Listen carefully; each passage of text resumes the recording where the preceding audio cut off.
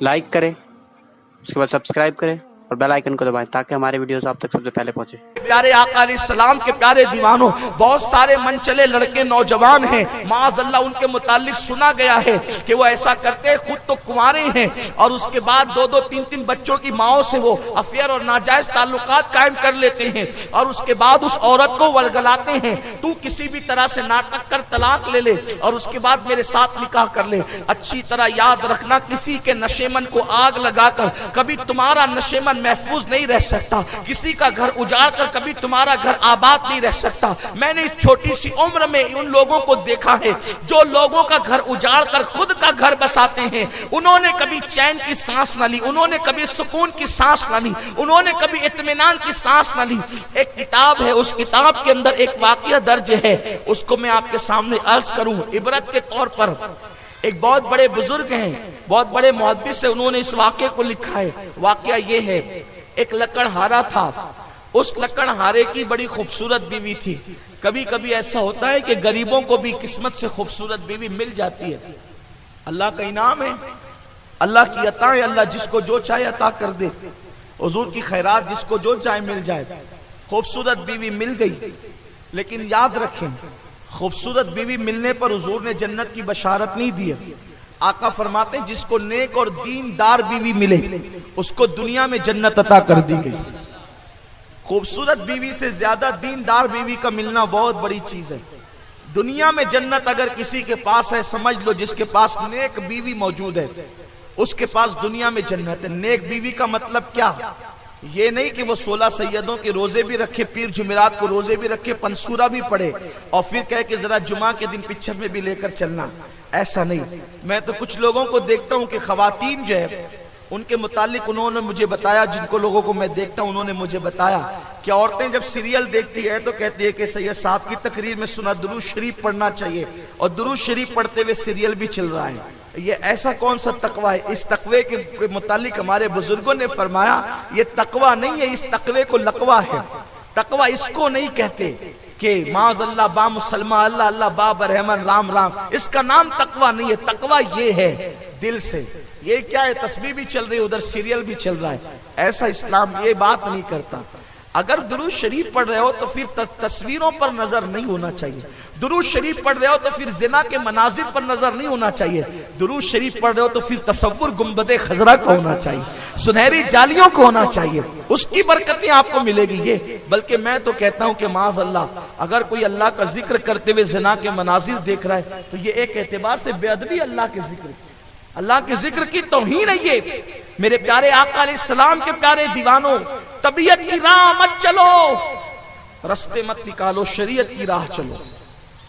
एक बुजुर्ग फरमाते हैं कि एक लकड़हारे को बहुत खूबसूरत बीवी मिली।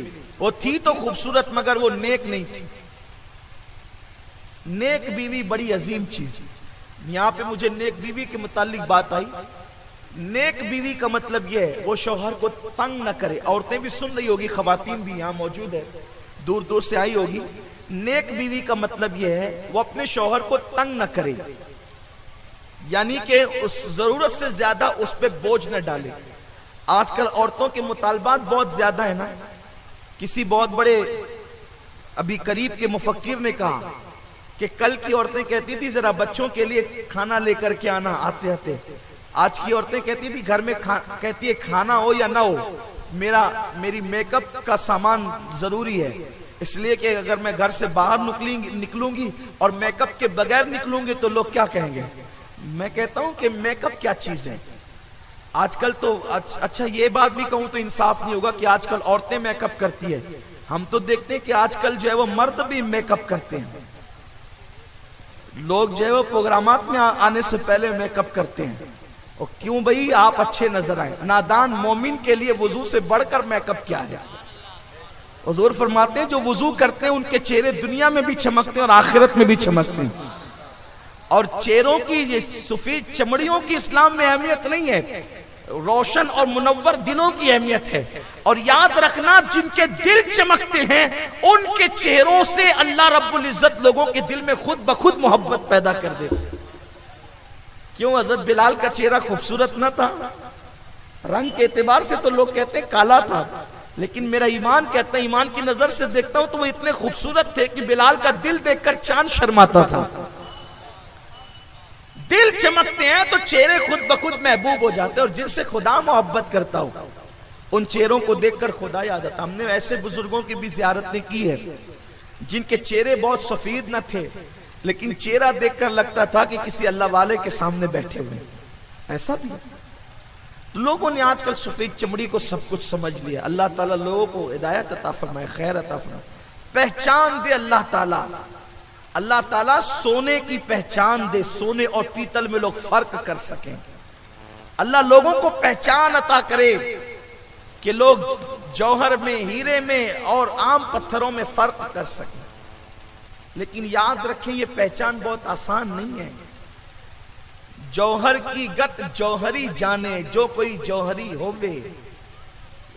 जो जौहरी होता है ना, वो जानता है कि जौहर क्या है, और भटियारे को क्या पता कि जौहर क्या चीज है। आपने सुना है ना, आपको पता है ना, मालूम है आपको, मैंने कहीं अर्ज किया था, लेकिन बात दूर ना निकल जाए, बहुत इशारा देना चाहता हूं सिर्फ। एक मर्तबा एक पीर साहब के पास मुरीद आया, और मुरीद थोड़ा सा मनचला था, जैसे आजकल के कुछ मुरीद होते हैं।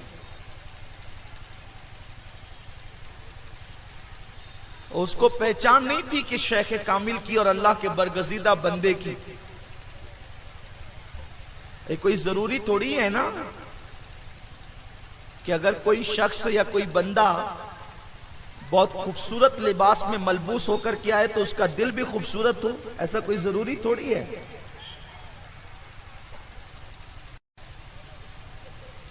अमामे के पेच और ताप की खूबसूरती किसी को वली थोड़ी बना देती है। दिल संवरते हैं ना तो फिर कोई वली बनता है। और वली की बड़ी पहचान अर्ज कर दूं, वली दो काम करता है, अपना दिल संवारता है, अपना दिल संवारता है, और दूसरों का दिल संभालता है। अपना खुद का दिल संवारता है और दूसरों के दिल, यानी वो ऐसे काम नहीं करता कि किसी का दिल टूटे, वो ऐसी बात नहीं करता कि किसी का दिल टूटे। वली की पहचान इसलिए कि वो खुद साहिबे दिल होता है, तो उसे दिल की अहमियत पता होती है। तो एक बुजुर्ग ने अपनी अंगूठी दिया, फरमाया बेटे जा और जाकर थोड़ा तलाश करके ये इसको बेच दे, मैं बेचना चाहता हूं। वो गया एक भटियारे के पास, कहा कि ये अंगूठी आप खरीदेंगे? मुख्तलिफ लोगों ने इस पर मुख्तलिफ तफसीरें किए। उसने कहा कि 2 रोटियां ले ले और ये अंगूठी दे दे। उसने कहा कि अपने शेख से पहले मशवरा कर। अब आए तो कहा गया कहां था बेटा? कहा वो हुजूर भटियारे के पास गया था। फरमाया कि किसी जौहरी के पास जा। वो गया जौहरी के पास, जिसको आप अपनी जबान में सुनार कह लीजिए। कहा कि ये अंगूठी बेचना है। तो कहा कितने में बेचना चाहते हो? कहा आप लगाएं कीमत, हमें नहीं पता। उसने कहीं 1000 कहे। अच्छा ठीक है, अपने शेख से मालूम कर लूं, पहले मशवरा कर लूं। वापस आए, वापस आने के बाद जो है फिर वापस कहा हज़रत क्या करूं? वो तो हजारों कहता है। बेटे अंगूठी बेचनी ही नहीं थी, वो सिर्फ तुझे बताना था। तू भटियारे के पास गया, उसको पहचान नहीं सका कि ये क्या चीज है, और सुनार के पास गए, वो पहचान लिया कि क्या चीज है। बस यही चीज है कि जिसको अल्लाह ताला ने पहचानने की निगाह दी है वो पहचानते हैं लोगों को।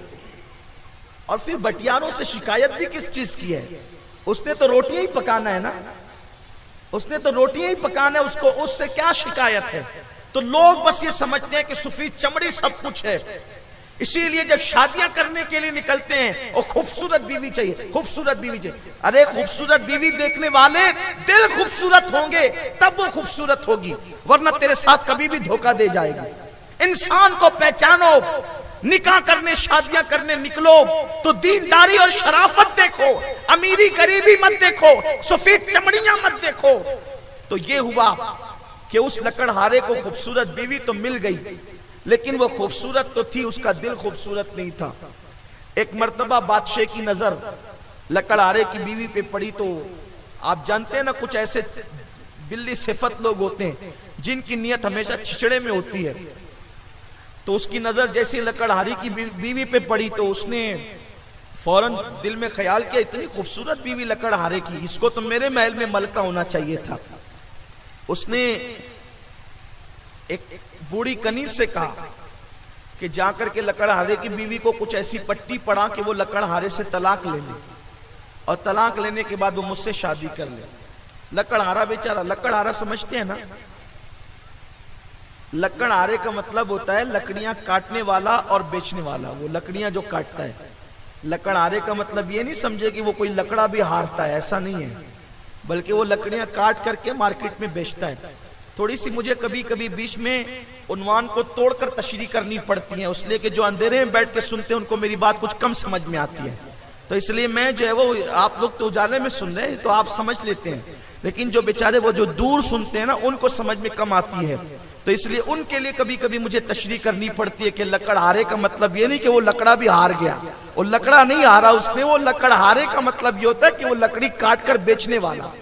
वरना आप ये सोचेंगे कि ये अलीफ बा भी हमें समझाते हैं, आपको नहीं, आप तो बहुत समझदार हैं माशाल्लाह, आप तो इशारों की जबानें समझते हैं ना, इसलिए कि आपके दिल में गौसो ख्वाजा की मोहब्बत मौजूद है, आपके दिल में सहाबा और अहले बैत की मोहब्बत मौजूद है। मैं तो इशारे करते चलूं तो भी पूरी तकरीर हो जाए, लेकिन बहरहाल तशरीह कहीं कहीं मुझे करनी पड़ती है। मेरे उलमा भी कभी मुझे कहते हैं स्टेज से उतरने के बाद आपने टाइम बहुत पास कर दिया तशरीह करने के अंदर, तो मैं कहता हूं कि क्या करूं भाई, जो लाइट में बैठते हैं उनका तो कोई खौफ ही नहीं है, खौफ तो उनका है जो अंधेरे में बैठ कर सुनते हैं, तो उनका भी ख्याल करना पड़ता है, थोड़ा सा उनका भी देखना पड़ता है जरा सा। हाँ, तो अर्ज ये कर रहा था कि लकड़हारे की बीवी के पास वो बुढ़ी पहुंची, और पहुंचने के बाद उन लोगों को उसको कहा कि ये क्या गुर्बत में तू जिंदगी गुजार रही है। कुछ ऐसी औरतें होती है ना जो घरों में जाती है और औरतों को बहकाती है और उनके घरों को फोड़ती है, तबाह करती, कभी सास को बहका रही है, कभी ननन को बहका रही, कभी शौहर को बहका रही, कभी बहू को बहका रही है, और ऐसी औरतें घरों को फोड़ने का काम करती है। लेकिन ऐसे वक्त पे हमें बिल्कुल मुरव्वत नहीं करना चाहिए। जब देखा कि कोई इख्तिलाफ या फितना पैदा करने वाला है तो उसकी मुरव्वत नहीं होना चाहिए, उसको सीधा बाहर करनी, वरना आपका घर तबाह हो जाएगा, आपका घर बर्बाद हो जाएगा। कई मकानात और कई घर बर्बाद होते हैं, लोगों को घर बर्बाद करना बहुत पसंद है, और हुजूर ने फरमाया कि जो लोगों में फूट पैदा करे वो हम में से नहीं है, वो कोई और होगा लेकिन हम में से नहीं है। हुजूर फरमाते वो हम में से नहीं। तो वो औरत पहुंची और पहुंचने के बाद कहा कि क्या गुर्बत में तंग दस्ती में जिंदगी गुजारी, तुझसे तो बादशाह मोहब्बत करता है, अगर तू चाहे तो बादशाह के साथ तेरा निकाह हो जाए, तू मलिका बन के जिंदगी गुजारे। उस लालची औरत ने देखा कि मुझे तो बादशाह की तरफ से ऑफर है, वो शौहर के साथ बेवफा हो गई। ये बहुत कठिन मंजिल होती है। अगर किसी औरत को शौहर का बेवफा बनाने के लिए कोई साजिश करे तो ऐसे मौके पर औरत के लिए बहुत बड़ी इम्तिहान और आजमाइश का मौका होता है। उस वक्त तो औरतों को चाहिए कि वो हर ज़ेब और जीनत पे लात मार दे और अपनी शौहर के साथ वफा का हक अदा करे। जैसे सैयदना अय्यूब अलैहिस्सलाम की बीवी, हजरत अय्यूब अलैहिस्सलाम के बदन में जब बीमारी लगी तो सब ने आपका साथ छोड़ दिया, लेकिन बीबी रहमत, अल्लाह अकबर, उन्होंने साथ नहीं छोड़ा। हत्ता के जंगल में हजरत अय्यूब अलैहिस्सलाम बज़ाहिर किसी काम काज के काबिल न रहे, तो हजरत बीबी रहमत जंगल से शहर जाती और लोगों के साथ कुछ काम काज में उनका हाथ बटाती, और उससे आपको जो पैसे मिलते, जो उजरत मिलती, उससे खाना खरीद के लाती और हजरत अय्यूब अलैहिस्सलाम की खिदमत करती। ऐसी खिदमत गुजार बीवी का तस्करा अल्लाह ने जहां दास्तान अय्यूब को कुरान में बयान किया है, उस शरीफ, मुकद्दस और अजीम सब्र करने वाली वफादार बीवी का तस्करा भी अल्लाह ने कुरान में बयान फरमाया है। आज तक के कुरान में बीबी रहमत का जिक्र मौजूद है। ये बहुत कठिन वक्त होता है। दुनिया की रंगरेलियां तो ये चंद दिन के, 4 दिन की चांदनी है, ये हमेशा रहने वाली नहीं है। इसलिए जब भी कोई तुम्हारे घर को उजाड़ना चाहे दौलत की लालच देकर, पार्कों की लालच देकर, महलों की लालच देकर, मकान और दुकान की लालच देकर, आराइश और आशाइश की लालच देकर, उस वक्त एक बीवी की जिम्मेदारी बनती है वो शौहर से वफा करे। इसलिए कि जो बीवी शौहर से वफा करेगी अल्लाह उसे बगैर हिसाब व किताब जन्नत में दाखिल फरमाएगा। ये मुकद्दर और किस्मत की बात है। किसी को मालदार शौहर मिला, किसी को गरीब शौहर मिला, किसी को खूबसूरत मिला, किसी को कम खूबसूरत मिला, किसी को पढ़ा लिखा मिला, किसी को अनपढ़ मिला। ये तकदीर की बातें हैं, इसलिए कि रिश्ते ये खुदा की तरफ से बन कर आते हैं। कुदरत ने जो फैसला कर दिया उस फैसले पे तुम्हें राजी रहना चाहिए। और एक मर्तबा जिस शौहर के साथ बंधन में तुम बंध गई हो मेरी बहनों, बस मुकम्मल तवज्जो आपकी उसी की तरफ होनी चाहिए। और आपको कोशिश करना चाहिए, आपको कोशिश करना चाहिए, आपको कोशिश करना चाहिए कि आपका शौहर आपसे राजी रहे। जिसका शौहर उससे राजी है, अल्लाह भी उससे राजी है। बात दूर ना निकले, लेकिन एक बात मुझे यहां याद आई। एक बहुत बड़े नहवी थे, नहवी, हमारे उलमा समझते इल्म नहव, ये लोग पढ़ाते रहते हैं। और बहुत बड़े नहवी थे, मगर बहुत खूबसूरत नहीं थे वो। उनको खूबसूरत बीवी मिली थी। जब भी घर में आते थे तो कहते थे, बीवी साहिबा, बेगम साहिबा, आप भी जन्नती हो और मैं भी जन्नती हूं। माहौल अच्छा रहता था तो अच्छे माहौल में तो सारी बातें हजम हो जाती है ना, लेकिन जब माहौल अच्छा नहीं हो तो फिर छोटी छोटी बात पर भी पकड़ दकड़ होती है। तो माहौल अच्छा था तो वो बेचारी मुस्कुरा के टाल देती थी कि ठीक है, आप भी जन्नती, हम भी जन्नती, इतनी बड़ी बशारत कबूल कर लेती थी। एक दिन मूड अच्छा नहीं था तो नावी साहब ने घर में आते हुए जैसे ही कहा कि आप भी जन्नती और हम भी जन्नती, तो उसने कहा, इसके सिवा भी कुछ याद है आपको? जब भी देखो, जब भी वही एक बात, आप भी जन्नती और हम भी जन्नती, और आप भी जन्नती और हम भी जन्नती, और आप भी जन्नती हम भी जन्नती, कुछ इसके सिवा भी याद है? और उसके बाद कहती है, अच्छा ठीक है, अब आज बता ही दीजिए कि यहां जो आप जन्नत के दावेदार हैं और हमको भी जन्नत बांट रहे हैं, इसका कोई सबूत भी आपके पास है? पढ़े लिखों के पास हिल्म बहुत होता है, सब्र बहुत होता है। जब बीवी ने कहा ना कि आप जो कहते हैं कि आप भी जन्नती और हम भी जन्नती, इसका कोई सबूत है? कहा बिल्कुल है। देखो, तुम बहुत खूबसूरत हो और मैं काले रंग का हूं।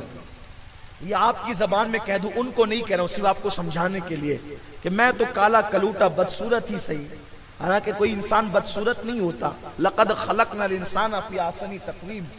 इन मेरी सूरत बहुत ज्यादा खूबसूरत नहीं है, मैं बहुत हसीन नहीं हूं, लेकिन आप तो बड़ी हसीन है।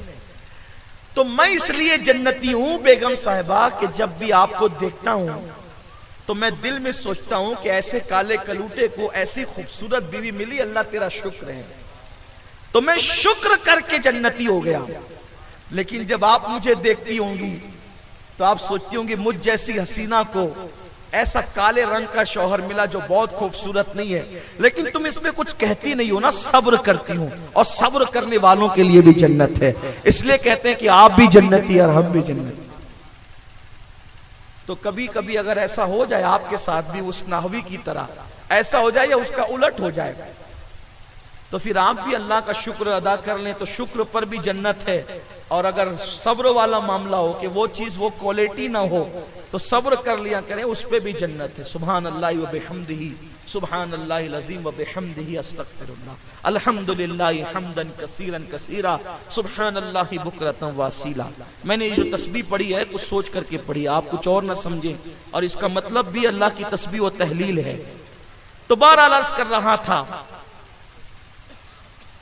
कि सब्र पर भी जन्नत है, शुक्र पर भी जन्नत है। लेकिन अगर किसी खूबसूरत शौहर को ज्यादा खूबसूरत बीवी ना मिले तो सब्र कर ले, इस पे जन्नत है। और खूबसूरत मिले तो शुक्र कर ले, इस पे भी जन्नत है।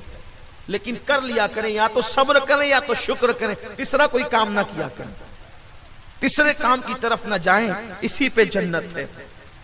तो लकड़हारे की बीवी ने सोचा कि कहां इस लकड़हारे का की कुटिया और कहां वो बादशाह का महल। इसका फौरन रंग बदल गया, इसका फौरन अंदाज बदल गया, इसका फौरन तौर तरीके बदल गए। बस जब भी आए इसकी नाक चढ़ी रहे, इसका मुंह उतरा रहे, मुंह टेढ़ा रहे, ईंट का जवाब पत्थर से, मोहब्बत का जवाब भी पत्थर से, फूल के बदले कांटे। आखिर लकड़हारा था, इंसान तो था, कब तक बर्दाश्त कर सकता था। उसने सोचा कि इसका मूड अच्छा नहीं रहता, इसका मतलब ये रहना नहीं चाहती। कुछ औरतें ऐसी होती है जिनको रहना नहीं होता है, तो उनके सर का दर्द कभी खत्म ही नहीं होता, किसी डॉक्टर से खत्म नहीं होता।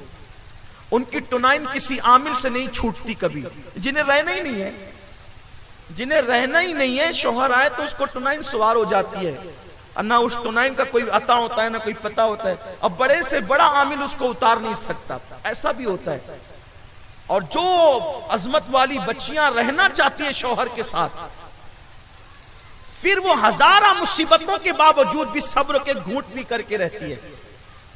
लेकिन कौम की मैं उन बेटियों को सलाम करता हूं कि वो हजारा मुसीबतों के बाद शौहर के साथ वफा करती है। हुजूर को उन्होंने जन्नत, हुजूर अलैहिस्सलाम ने उनको जन्नत की बशारत दी है। और कौम की वो बेटियां जो किसी गलती या गलत राह पे चलकर, वैसे अल्हम्दुलिल्लाह अक्सर बेटियां ऐसी नहीं होती, लेकिन इक्का दुक्का अगर कोई गलत राह पे चलकर अगर किसी गलती का शिकार है, अगर उसकी निगाहें कभी कहीं और है, वो किसी और जगह पर माज़अल्लाह जहन्नम के रास्ते पे जा रही है, तो मैं कौम की उस बेटी को यहां से पैगाम देना चाहता हूं, मेरी कौम की बेटियों, शौहर के साथ कभी बेवफाई न करना, शौहर के साथ कभी गद्दारी न करना, इसलिए कि बेवफाई का अंजाम कभी अच्छा नहीं होता, अंजाम हमेशा बुरा होता है। तो लकड़ आरे की बीवी ने सोचा कि ये गरीब की कुटिया कहां और महल बादशाह का कहां, उसका रुख बदल गया, अंदाज बदल गया। लकड़हारे ने सोचा कि अब ये मेरे साथ रहना ही नहीं चाहती, तो इसके साथ रहना ही बेकार है। उसने तलाक दे दी। तलाक देने के बाद इद्दत गुजारी और इद्दत गुजार करके फिर उसने बादशाह के साथ निकाह कर लिया। उसका अंजाम तक तो वो पहुंच गई, उसके अपने प्लान का तो अंजाम हो गया, उसका मुकद्दमा पूरा हो गया, उसकी दिल की तमन्ना पूरी हो गई। अब उसके दिल के अंदर हालत ये थी कि मैं बादशाह की मलका हो गई। लकड़हारे की कुटिया से निकल करके मैं बादशाह की मलका हो गई महल में। जैसे शादी की पहली रात आई और बादशाह उसके करीब आना चाहता था, तो बादशाह बहरा हो गया, गूंगा हो गया, अंधा हो गया, चलने उठने बैठने के काबिल ना रहा। वही कैफियत उस औरत की भी हो गई, वो अंधी हो गई, गूंगी हो गई, बहरी हो गई, मुक्की हो गई, बोलने के काबिल न रही, खड़ी और बैठने के काबिल न रही। जब उसकी पोजीशन ये हुई तो उस वक्त लोग हैरान थे, ऐसा हुआ क्यों? तो गैब से आवाज आई, तुम दोनों ने मिलकर लकड़हारे के साथ क्या किया है? क्या हम इससे गाफिल हैं? और तुमने जो मिल करके उस पर जुल्म किया और उसका घर बिगाड़ा है, तो उसका अंजाम ये तुम्हें भुगतना पड़ा कि तुम मियां बीवी बनने के बाद भी तुम्हारे अरमान पूरे ना हो सके। आज मेरी कौम के नौजवान लड़के जो नाजायज ताल्लुकात की बला में फंसे हैं और घर जो उजड़ रहे हैं, हुजूर अलैहिस्सलाम फरमाते हैं, जो दो मियां बीवी में आपस में जुदाई पैदा करे, फलैसा मिन्ना, वो हम में से नहीं है।